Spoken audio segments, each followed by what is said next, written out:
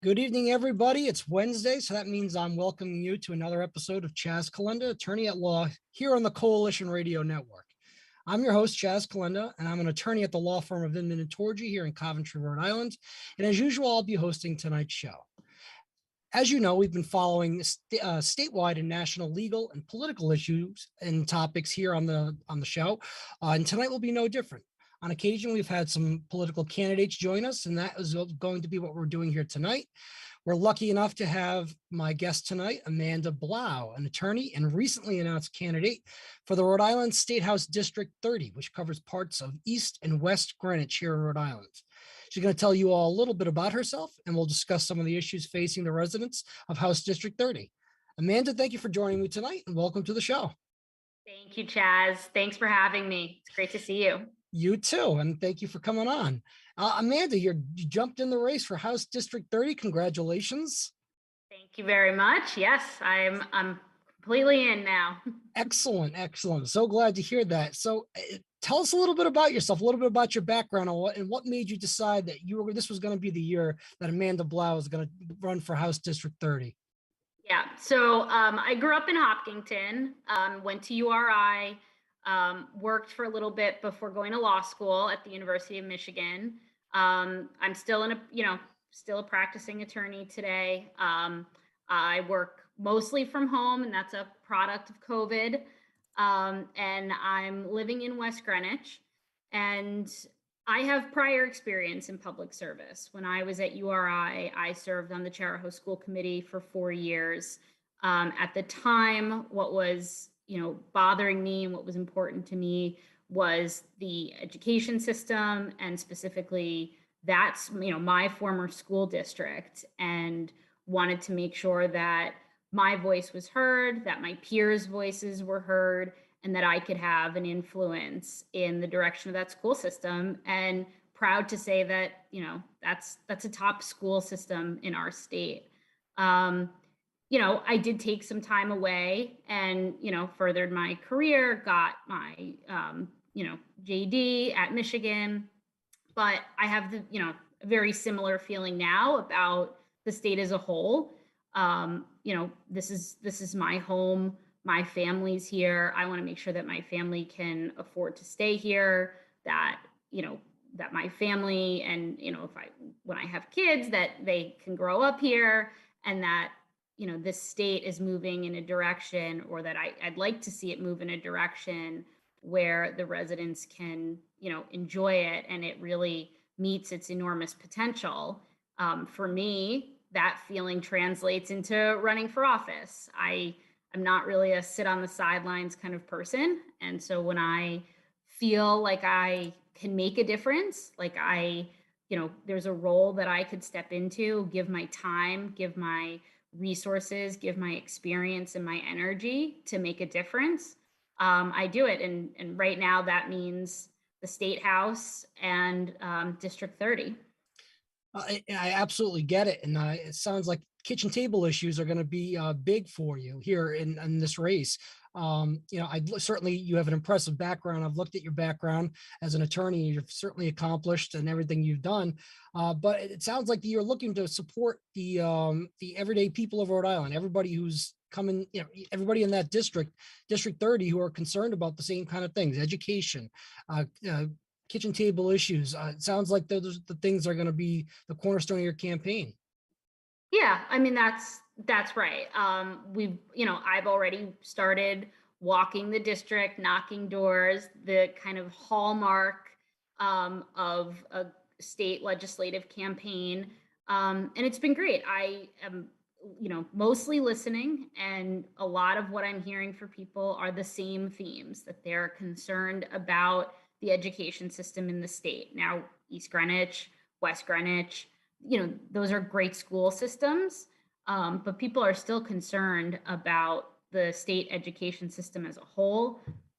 Parents who have high school age students are concerned about where their students are, where their kids are going to go to college. Are they going to be able to get jobs back in this state if they want to come home? Are they going to be forced to kind of stay in the states where they go to college if they don't choose to go to a Rhode Island university?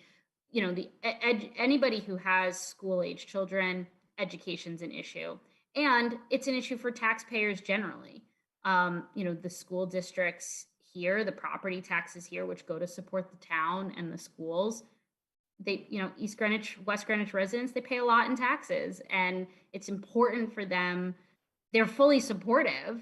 I have yet to run into someone who's not supportive of the school system, but they want to make sure that they're getting, a high quality product. They want to get their bang for their buck, I would imagine, with their kids. Right. And if it's not their kids, it's their neighbors' kids or the kids down the street that they've watched grow up. And so it's a very similar tune that I heard when I ran for school committee. And I think the issues that I would be tackling would be different because they would be at a state level, not the individual school committee by school committee basis.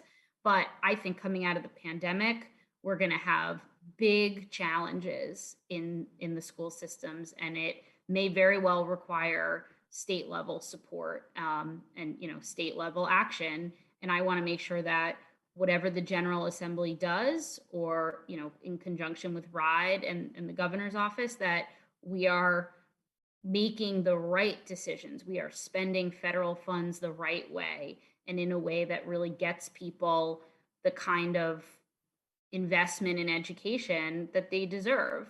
So I don't support spending frivolously and just for spending's sake. These are taxpayer dollars, whether they're coming from the federal government or they're coming through the state government.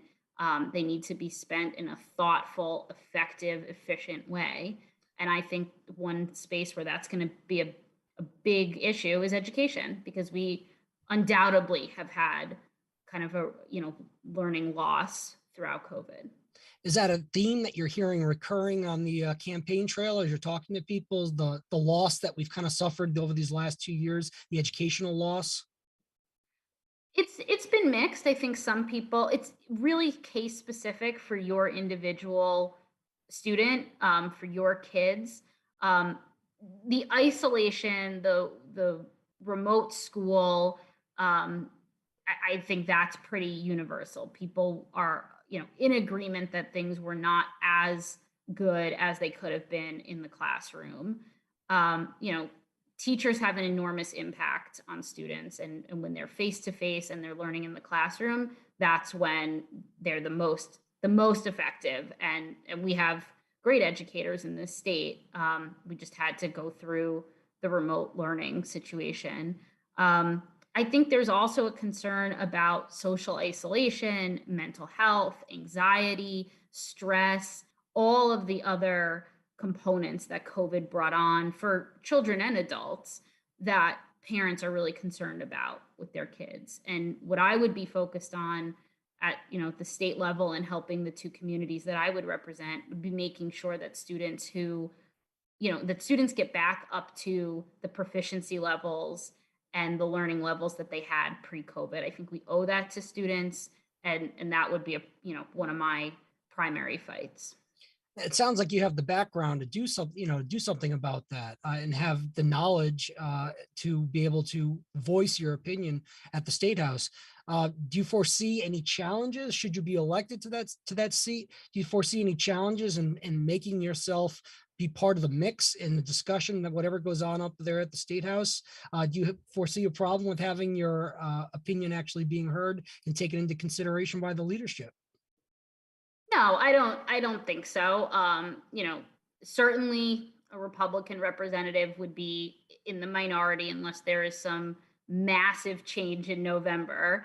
But when I was on the school committee, there were Democrats, independents, Republicans. We worked with administrators, we worked with the union, we worked with students, and we worked with community leaders. So working together with people, whether it's what I've done previously in public service or what I do now as an attorney, I often have co-counsel, or, I'm working to try to get a business transaction, through something that's less adversarial, a little more collaborative. We work with people every day in our professional lives, and only in politics are we, forced to kind of join a team. in a way that people then assume is adversarial and polarizing. But my approach would be to work with whoever's interested in working with me. I mean, if other people up there want to spearhead education and want to make education in Rhode Island a top priority, let's work together. Let's do it. It won't matter to me if other people want to work hard and build a coalition and get something accomplished. That's welcome Actually make a news. difference, right? Like as long as you're willing to Exactly. make a difference, a positive difference in the state, you're willing to work with them. I think that's a great attitude, and it's one that unfortunately we haven't seen a whole lot of in this state recently. But I hope that if that's something if you are get elected, that's something you're able to do, because I know that listening to on the ground myself, there's a lot of concern about the education and what we're paying for it and the results we're getting from our students and everybody's kids from the school system. I mean, it feels like everybody's looking at these numbers and saying, certain school districts may be underperforming. We're not, we're paying all this money, particularly in property taxes and to the schools. And we have these low scores in certain districts, and even the good districts are kind of hurting in that respect sometimes right now. I know this is a huge issue for a lot of people, and it looks like this is going to be one of the cornerstones of your campaign, if I'm reading you right. Yeah, absolutely. And I think there's things that can be done um, legislatively and in conjunction with our cities and towns and our community leaders. I don't purport to know everything about every issue, but what I have been promising the constituents in District 30 is that I'll be all ears. I'm happy to listen to anyone who's an expert, a professional, has experience in an area, has an opposing viewpoint, whatever it is. The more information, the better. The better educated and informed I can be as a public servant and as a representative, the better I can do the job I'm looking to do. And so I don't purport to have all the answers and know everything and can go up there all by myself and change the world. It's going to require collaboration and teamwork, and it's going to require people who are open to that kind of game plan and who are ready to work with other people on issues. Look at that. Somebody seeking elected office who's actually going to listen to the people who's going to put her in office. I like that. I like that. Besides education, Amanda, is there any other issues that really kind of got you moving into getting into this race? Yeah, I think another issue for me that's always kind of been front and center for my family in this state is our business climate. Over regulating small businesses, making things challenging to start up a business, stay in business. I'm hearing a lot from business owners now that staffing is their number one issue. We've talked about a lot of things. We've talked about being whether they were closed down for COVID, or how the tax rate impacts them for companies, or insurance costs if they cover their employees, what's insurance costing them. But time and again, Chaz, I hear staffing is an issue.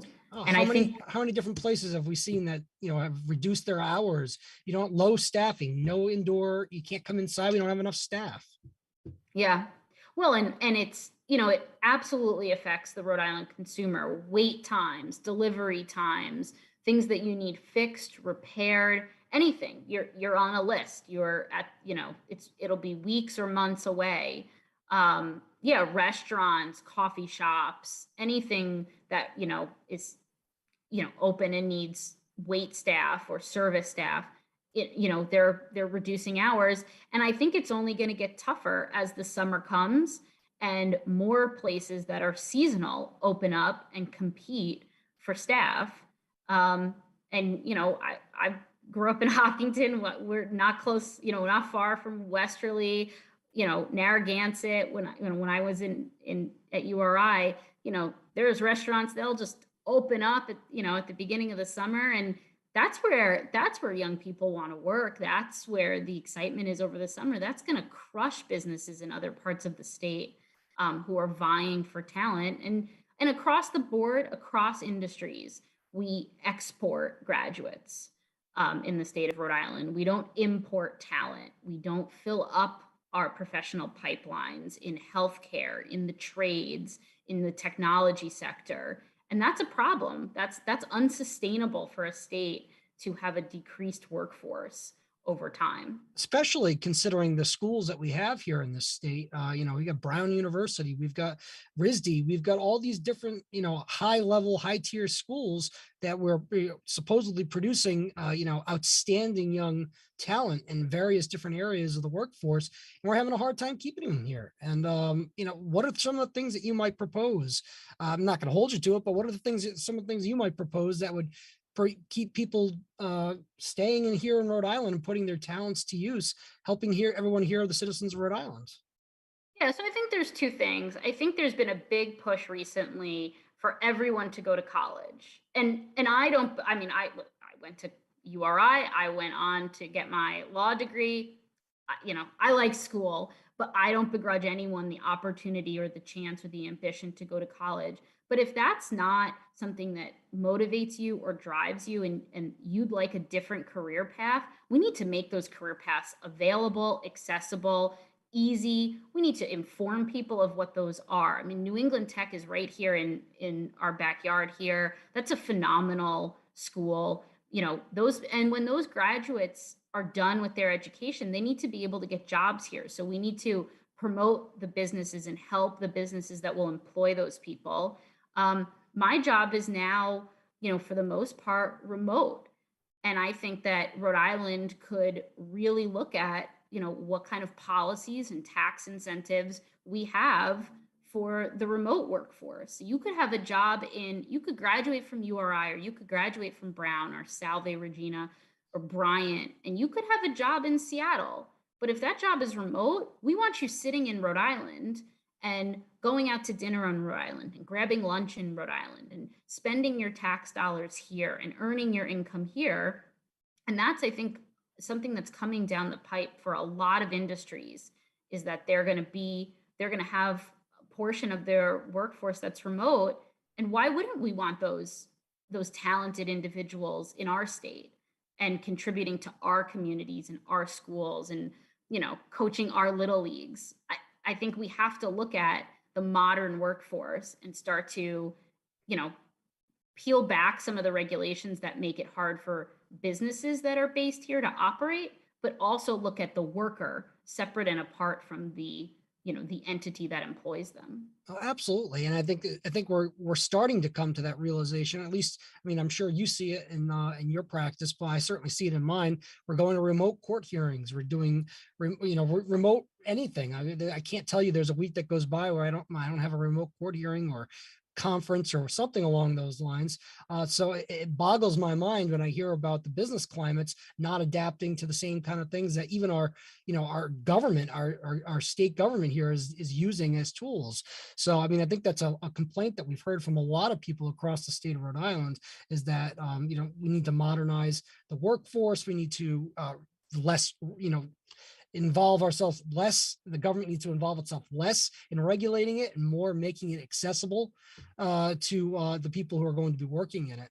So, I mean, I think it's a great plan for you to be able to propose some of these ideas so we can compete with the rest of the states around the country. And we're perfectly situated to have a thriving economy. We're on the coastline. We're between two major metropolitan areas. Great work is being done with our airport to help, and the all of our ports to kind of make us accessible to businesses of a variety of industries. We need to capitalize on that. We need to take advantage of that. We can't hamstring our businesses with taxation and regulations. My grandfather is a small business owner and entrepreneur. My father was in the jewelry industry in Providence. I mean, my family, generation after generation, my great grandfather owned a furniture store and an upholstery manufacturing plant. Every single generation has small business owners in it in my family. And, it's been harder and harder and harder every time we talk about it. Like you said, at the dinner table, those are the issues that are coming up. How can I keep my business going? Well, exactly. And unfortunately, I think you've probably seen it too, but I've seen over the last few years, particularly, just not only because of COVID, but certainly didn't help things. You've seen these generational businesses that have unfortunately had to close their doors simply because between the regulations, the financial hit that pretty much everybody took during the pandemic years. I guess it is years at this point. It's kind of sad, and I think Rhode Island's been hit particularly hard simply because we've had such a bad business climate to begin with because of the overregulation, the overtaxation, and it's driving businesses out of here. And I think we do need people who are going to advocate for the small business owners, for the workers of those small businesses, to be able to make Rhode Island's business climate sustainable. Because if it doesn't go in a different direction, we're really in some trouble here, and that's going to affect everybody in the state, not just in District 30. That's right. And so, as a state representative, it's certainly important to me to make sure that the communities that I serve, that their voices are heard, and that, they're my priority. But at the General Assembly, there are a number of bills and regulations that touch all businesses across the state or all students. And so it's that dual purpose. And, like I said, if you just listen to people and you make yourself available and accessible, and you're interested in knowing what concerns people have or what ideas they have, it doesn't always have to be bad. If they have great new ideas, whether it's the business community, the hospitality industry, students at our various colleges, just listen and be accessible and available, and you'll get the answers. You just have to want to do the work and put in the time. Well, you're certainly putting in the work and putting in the time. I've seen your campaign out there, pounding the pavement, meeting people in your district, and you're one of the most visible campaigns that I've seen so far, at least on social media. And I think that's a great thing. And what kind of feedback are you getting, just generally speaking? So far, everyone has been really positive about the campaign aspect of it. I am hearing a lot of concerns about the future of the state of Rhode Island. The one thing from being from here, and that I've heard, everybody loves the state. People do not want to leave Rhode Island. It's their home. It's my mom's down the street, my uncle's in the next town, my cousins are all over. I mean, right. People genuinely love this state and they want to stay here. They're just faced with the financial reality that they can't. And that's a problem. I mean, that's just a complete disservice to, residents of Rhode Island. I love it. Some nights are rainy and foggy and nasty like tonight. Some weekends are great and beautiful and sunny. And it's just a pleasure talking to people, to get to know people and to find out what we have in common. And, the biggest advocates are the dog parents. I've now been carrying dog treats, and I make sure that I'm always prepared for everyone's four-legged friends. And you can connect with people outside of, I'm running as a Republican. Oh, I'm registered as a Democrat. Okay, well, what concerns you? What motivates you? What interests you? And we reach a point where we have something in common, and then we're just talking as neighbors and friends. And so it's been great to kind of get to know everyone and, be out and about, and get to listen to people. And that's the job of a state representative, is to be able to listen to people and put their ideas into action. And I think you're off to a great start. And I think the citizens of East and West Greenwich in your district would be well served by your enthusiasm, and you're willing to work for them and listen to them. Because I can tell you from a personal perspective on my own situation is that people just want to be heard most of the time. They want people who are actually listening and not just giving them lip service. It's one of those situations where people can spot a phony from a mile away, and you don't have phony written on your forehead. I can tell you that right now. No, Amanda, you're 100% right, Chaz. And people, even if the answer is, unfortunately, I can't find a solution, or I can't get you the solution you want right now, they just want to know that they're being heard and that somebody is there, carrying the mantle forward with them, and that if there's some progress can be made, somebody's working on it with them. Absolutely. That's exactly what I've seen. And I think that's what you're going to continue to see while you're out on the campaign trail. Amanda, tell everyone where they can find you, or where people who are interested in your campaign can look you up and find out a little bit more about you after the show.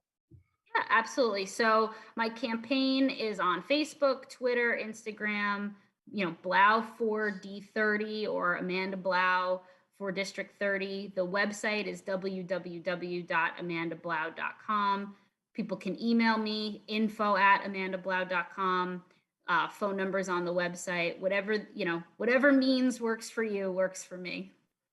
That's excellent. I encourage every one of you who are in District 30 who are going to be deciding whether or not you want to send Amanda to the State House. Look her up, contact her, call her, email her, do whatever you got to do, because Amanda is very accessible. I can tell you just from my own experiences with her that she is very accessible and willing to listen. So I highly encourage all of you who are interested to contact Amanda, make your thoughts known, and hopefully we'll be seeing Amanda representing District 30 come January of next year. Same to you, Chaz. Good luck on your campaign. Oh, thank you very much, Amanda. I'm so glad you were able to join us here tonight on the show. I look forward to seeing you out on the campaign trail and hopefully having you back here on another occasion as the campaign goes on here in 2022. And I wish you the best of luck going forward on that. This is the end of the show for tonight. So I'd like to thank everybody here on the Coalition Radio Network for joining us and talking with Amanda here tonight on Chaz Calenda, Attorney at Law, which we try to do every Wednesday, but it's Wednesday nights around 8:30 p.m. on the Coalition Radio Network. You can watch us live. You can watch us on repeat. You can see it on YouTube after the fact. And while you're at it, you might as well go to the Coalition Radio Network's website and even get some of their merchandise that they have out there. I've got a couple of t-shirts myself, but anyone who's watching this can also reach me at Chaz Calenda. As I said, I'm at the law firm of Inman and Torgy in Coventry, Rhode Island, 401-823-9200. If you're interested in my campaign for Attorney General, you can also reach me at chas4ag.com and call me at my law office whenever you want. I'd reach out to me. I'd like to be accessible just like Amanda is.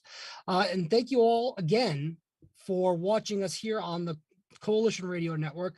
We have another episode in the bag here at Chaz Calenda, Attorney at Law, episode number 31, I believe. And I was very thankful to have Amanda here to join me. Amanda, thank you again for coming on, and we'll see you soon. Thanks, Chaz. Great to see you. You too. And thank you again for everybody for watching, and have a good night.